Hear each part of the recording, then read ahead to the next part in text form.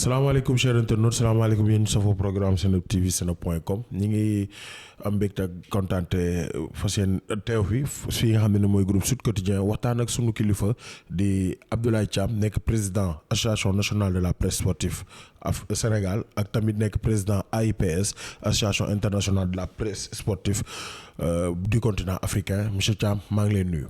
maa ngi lay fay aussi nu di kontaan aussi am mbégte di wax ci sunu organe de presse Seneweb. di am mbégte ak contentement aussi di rafetlu sa liggéey. jërëjëf équipe Seneweb yëpp. jërëjëf alors démb ñu xëy Sud Quotidien joxe information ne contrat Aliou Cissé renouvelé wu ko si mbedd mi nag ñu bëri di interpeller ne fédération moo ko dàq ñii ne ministère du sport moo ko dàq ñii ne état moo ko dàq qu'est-ce qui s'est réellement passé.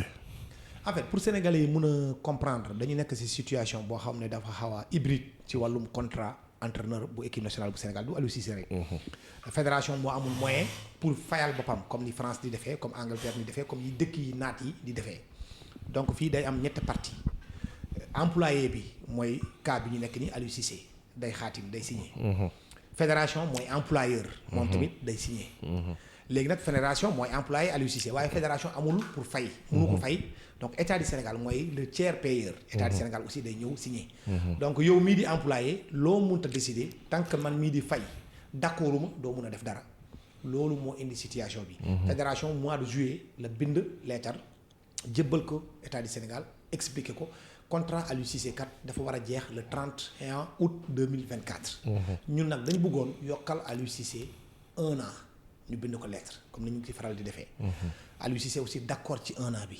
ñu waroon xaar réponse su état du Sénégal état du Sénégal nag bind keroog benn lettre ci lettre confidentielle envoyé ko ne fédération ñun de d'accorduñu si poursuivre contrat bu Aliou Cissé li tax nag d'accorduñu je crois que fédération génne na benn communiqué expliqué ko premièrement Aliou Cissé da ngeen ko joxoon objectif 2022 pour mu egg quart de finale. eggu fa. 2023 da ngeen ko newoon mu gagné Coupe d'Afrique des Nations gañewul rax ci dolli nag ñu mun ñu tegaat si yeneen ñaari objectif yeneen ñaari point benn bi dañ ne Aliou Cissé aussi Sénégal léegi nekkatul premier ci classement FIFA. wàcc na Maroc moo fa toog. beneen bi dañuy ragal ne Aliou Cissé public bi buggatu ko dañuy ragal nag mu créer benn désamour diggante public bi ak Aliou Cissé lii moo tax. li état du Sénégal basé aussi argument boobu tourné ñoom à partir d'aujourd'hui amatul benn contrat bi lié amatul benn contrat bu lié Aliou Cissé ak état bu Sénégal loolu mooy décision bi nga xam ne état du Sénégal jël na ko. si la ko fédération nag à partir de là moom tamit jël xool conséquences yi accepter décision état du Sénégal nee nag léegi dañuy jox mandat Augustin Senghor pour moom ak directeur technique national bi ñu toog ñu waxtaan.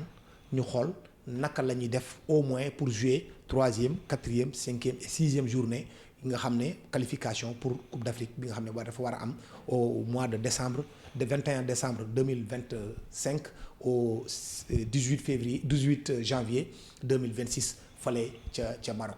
est-ce que justificatif yi nga xam ne moom la ministre des sports évoqué oyoful ba pare tamit est-ce que c'était le bon moment. bon ñaari question yu am solo nga posé première question bi li ma ci tontu mooy justification bi dafa am benn justification boo xam ne képp kuy entraîneur gars yi gis nañ loolu moom c'est presque préétabli objectif non atteint ak insuffisance de résultat loolu c'est presque des termes consacrés. foo dem ci àdduna bi noonu la. entraîneur équipe nationale Sénégal yi ñu fi dàq yépp dañuy naan objectif non atteint ak insuffisance de résultat donc les deux premiers aspects 2022 effectivement Aliou Cissé c'était la première fois. bu mu signé contrat avec fédération sénégalaise football première fois la Aliou Cissé atteindre objectif bu ñu ko assigné dañ ko ne woon na atteindre quart de finale au Qatar demul quart de finale loolu jaruñ ñu si ñëwaat circonstances yi taxoon parce que blessure Sadio Mané bi ak leneen loolu yëpp c'était peut-être des circonstances atténuantes. mais man bokkoon naa si ñoo xam ne xalaatoon nañ ne moment boobu Aliou Cissé waroon na bàyyi équipe nationale Sénégal mu dem wuti leneen deuxième kii bi dañ ne Aliou Cissé dafa waroon gagner. ci contrat bi bi ko fédération sénégalaise sa xaati moon ba état du Sénégal d'accord ci Aliou Cissé dafa waroon gagner le trophée continental fële ci Abidjan. gagné wu ko lii mooy les deux aspects loolu soo ko tegee ci kaw taabal amul kenn ku si ñemee wax dara. loolu c'est des termes consacrés. amul woon ay objectif intermédiaire. amul loolu rek moo nekkoon kii bi. mais li xaw a jaaxal nit ñi rek tuuti te man loolu je trouve que c'est nouveau musuma ko gis te loolu damay attirer aussi l'attention des autorités loolu dafay mel ni daa ngi ouvrir une boîte de Pandore di tubaab di wooyee boîte de Pandore pour man argument la boo xam ne dafa xaw a léger tuuti parce que entraîneur wax dëgg yàlla waroo ko natt ci classement FIFA Côte d'Ivoire moom moo gagné Coupe d'Afrique waaye soo xoolee classement FIFA bi Côte d'Ivoire occupé woon moment bu ñuy joué Coupe d'Afrique di nga xam ne wax dëgg yàlla Sénégal moo ko rawee woon fu bëri. Algérie en 2019 bu muy gagné Coupe d'Afrique Sénégal moo ko rawee woon ci position bu bëree bëri donc classement FIFA ñu ngi koy natt ci match amicaux yii di am boo joué ak boo joué wul Sénégal bu joué gagné ay match amicaux nga am ay pourcentage nga jàll boo dooree Brésil ak boo dooree Guinée-Bissau bokkul boo dooree Brésil da ngay gën a gagné ay points waaye boo dooree Guinée-Bissau da nga am ay points yu néewle donc loolu moo tax ma ne foofu c'est pas un argument boo xam ne assez puissant boo xam ne état war na ci sukkandiku pour naan man je me débarrasse d'un entraîneur. beneen argument bi mooy désamour maanaam désaffection. affection bi nga xam ne public bi supporters yi am nañ ko ak équipe nationale du Sénégal. ñoom dañu ragal ne affaire boobu mu deñ te loolu aussi danger la pour man parce que entraîneur nga nekk Sénégal nga nekk tugal foo munti nekk ci àdduna bi. ça dépend de ses résultats rek. te supporter waroo ko natt ci loolu. booy diriger booy nekk kilifa booy nekk autorité waroo basé wu ci réseaux sociaux wala basé wu ci attitude supporter maanaam bronca supporter nga wax ne non li baaxul booy xool ñun championnat national tout le temps nga gis ko fi da ngay gis tey jii Malick Daf joué benn match contre Jaraaf supporter Jaraaf yëpp jóg sànni ko saaga ko yàq ko lu mel ni xam ne match bi des ba deux minutes mu dugal ñaari bi gars yëpp yëkkati ko donc loolu mënoo ci basé wu pour naan da ngay dakk entraîneur wala da nga koy natt wala da nga koy truc Aliou Cissé keroog bu mu jógee le 6 février 2022 bu mu fi gagné mais woy bu nekk jox nañ ko fi Aliou Cissé et classement FIFA bi Aliou Cissé fu mu yóbbu équipe nationale du Sénégal amul benn entraîneur bu fu mu si yóbbu Aliou Cissé trôné na ci classement FIFA au niveau Afrique pendant 3 ans Sénégal di nekk premier amul kenn ku ko ci wàccee te loolu même génération 2002 bi Aliou Cissé fu mu yóbbu équipe nationale du Sénégal équipe bu mu nekk fii nii tey boobu yóbbu donc moo tax ma ne la ñaari argument yu mujj yi boobu defe naa njuumte la état bi waroon a bañ a dugal yooyu noonu ci biir parce que boo ko dugalee rek même boo buggee wuti entraîneur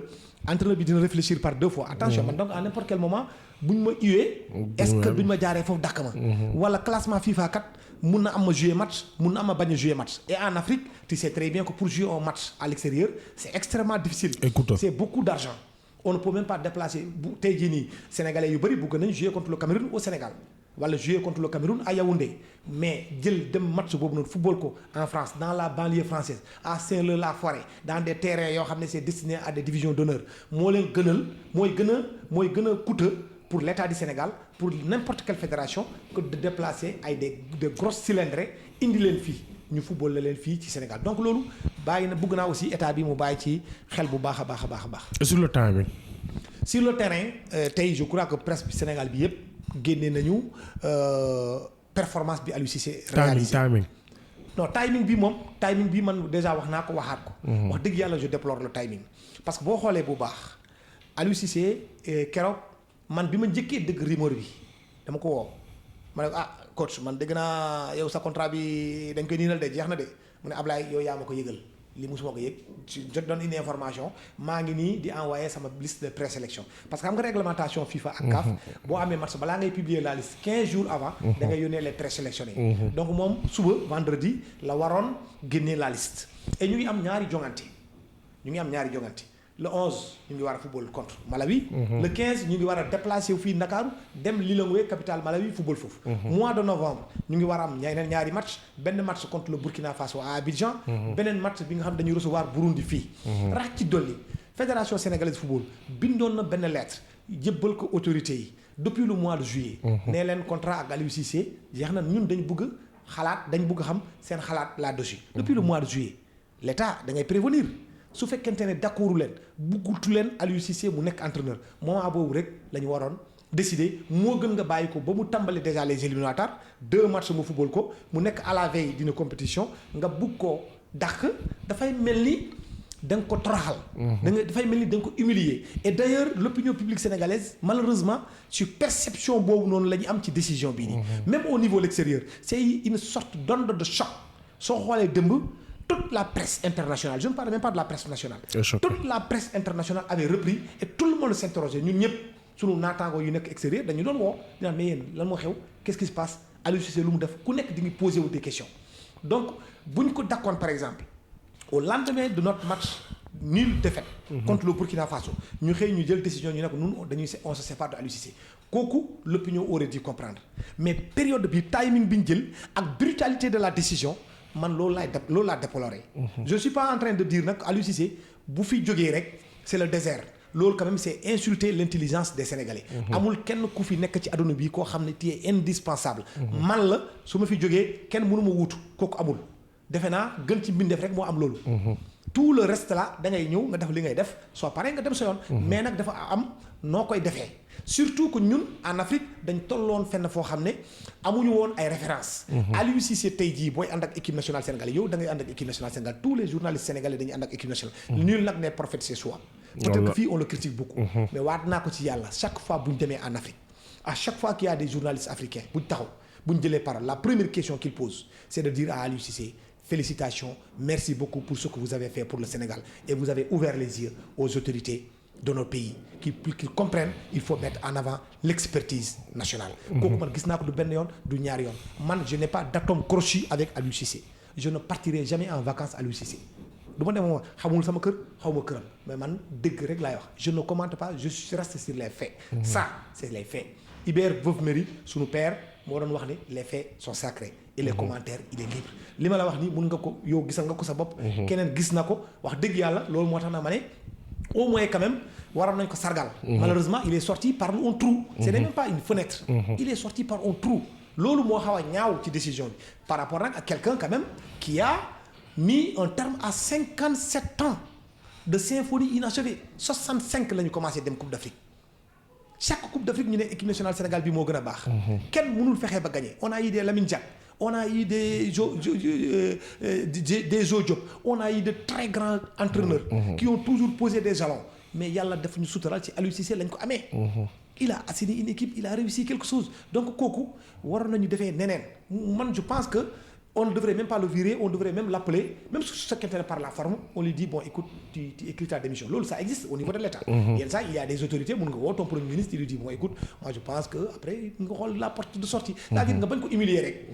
nga defar ba mu rafet rek waa ji génn dem moo gën parce que lu mu réaliser nag wax dëgg yàlla on peut me dire oui il a plus duré mais on n'a jamais vu même un entraîneur du Sénégal désigné meilleur entraîneur d'Afrique. Aliou Cissé moo ko fiy gagné. Et il a été en 2009 fii je crois ou 2018 ou 2021 j'ai oublié exactement la bu ñu organisé fii les CAF Awards il était encore deuxième. mu continuer di se battre. On est parti à Rabat ou à Marrakech j'ai oublié exactement je crois que c'était à Rabat. foofu tamit la nekkee foofu la gagné Sadio Mané gagné foofu pour la deuxième fois. On a fait même une razzia. Il n'y avait que Youssou Ndour qui manquait sur le podium. Toutes les autorités sénégalaises, Pape Matar, tout le monde. Le plus beau but, le plus grand. xam nga yooyu kooku boo ko amee te jeunesse boo te nga nekk ci dëkk boo xam ne on est en train de rechercher des repères. On est en train de chercher des champions. On ne peut pas les brûler. Moi c'est ça que je déplore. Aujourd'hui Aliou Cissé moi je le considère comme un champion. Tout comme je considère Augustin Senghor comme un champion. J'ai toujours pris la défense de Lamine Diack, je le considère comme un champion. Je suis fier d'être dans un pays où il y a eu des Keba Mbaye, il y a eu des Mamadou Diagne Ndiaye. On ne doit pas brûler nos champions. Je l'ai dit tout à l'heure sur une radio. Au Sénégal, vous avez comme l'impression que nous on n'aime pas des champions. Au Maroc tey jii tout le monde dit roi Sa Majesté. Jusqu'au plus petit journaliste, tout le monde est derrière Fouzi-Lergia pour qu'il prenne la Confédération africaine de football. Nous, on fait tout pour torpiller nos champions. Souris, on l'a empêché d'être président de la Confédération africaine de football. Ce sont des Sénégalais qui l'ont torpillé. Augustin Senghor, c'est des Sénégalais encore une fois. Et ça, ce n'est pas bien. Cette jeunesse-là a besoin de références. Aliou Cissé en fait partie. Par rapport à ce qu'il a réalisé. Très franchement, moi, je n'ai pas, comme je l'ai dit encore une fois, je me répète, j'ai pas d'atome crochu avec Aliou Cissé. Je ne partirai pas en vacances avec lui, il ne connaît pas chez moi, je ne connais pas chez lui. Mais je dis les vérités en tant que témoin de l'histoire. Ça fait 24 ans que je suis l'équipe nationale du Sénégal en tant que journaliste. Mais ñu bëri nee nañ vestiaire bi da ko retenirul woon avec la sortie de Sadio Mané. Est-ce que tamit loolu posé aussi. xam nga yooyu aussi soo ko waxee c'est parce que tout simplement tu n'as pas fait un diagnostic. xoolal Aliou Cissé bu mu jël équipe bi le 5 mars 2015. la jël équipe nationale du Sénégal. À cette époque regarde les personnalités des grosses têtes qui étaient au sein de l'équipe. xoolal bu baax y avait Demba Ba. Il y avait Papis Demba Cissé, il y avait Mamadou Niang, il y avait Moussa Sow. il y avait Moussa Sow de très forte personnalité, de très fort caractère. temps yii sax Moussa Sow wonoon meilleur buteur championnat France. Exactement ñoom ñoo fa nekkoon. mais il a commencé ndànk-ndànk di assainir ba ñu teg équipe bi nga xam ne bii moom moo ko forgé woon moom ak ndem si yàlla Karim Séga Diouf. à Londres 2012 mu teg équipe bi léegi l'ossature de son équipe vient des Jeux Olympiques. 2012 mu continuer di liggéey gars yi yekk ko lu mel ni xamee à l'époque parce que aussi c'est tout à fait normal. boo nekkee ci benn équipe nga nekk fa un cadre d'un seul coup tu vois ay des jeunes qui viennent qui te poussent et l'entraîneur aussi qui te pousse vers la sortie da ngay rebuffé wu ba ñooñu cadre yooyu à l'époque l'avait caricaturé comme étant Yaya Jammeh de l'équipe nationale du Sénégal. La presse avait relayé ça. Si vous vous souvenez.